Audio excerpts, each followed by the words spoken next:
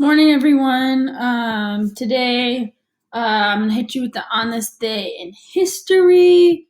Hopefully, you're having a good morning. So, on this day in history, Exxon Valdez crashes, causing a massive oil spill in 1989. So, this was one of the worst oil spills in the U.S. territory.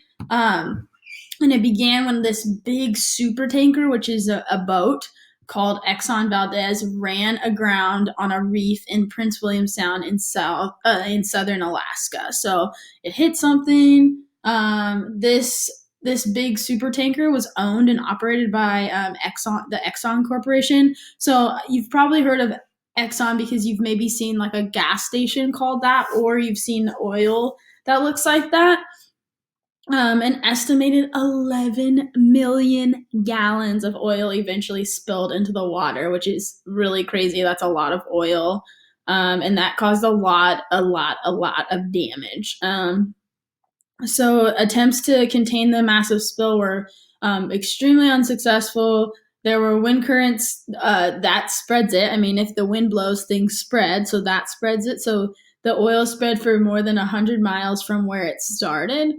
And then eventually it polluted more than 700 miles of coastline. Something else to just keep in mind and remember, Alaska is very big. It is not technically in the continental US, but it is the largest state. And then hundreds of thousands of birds and animals were adversely affected by the environmental disaster. So, adversely means negatively. Okay. They were negatively affected by this, which that makes sense because, I mean, I think we've all remember when we read Moby Dick in literature and language. This is kind of that might be still the remnants of what happened with this. I can't remember off the top of my head, but when we read about that, it talked about how, I mean, things just happen to animals, and it's not good. It's not healthy. Oil spills happen, but it's also very negative for the environment, and it's really hard to clean up. You can see in the bottom picture, they're trying to clean things up, and then in the top picture, you can see the oil on top of the water, and oil and water don't really mix, so you can see what it kind of looks like.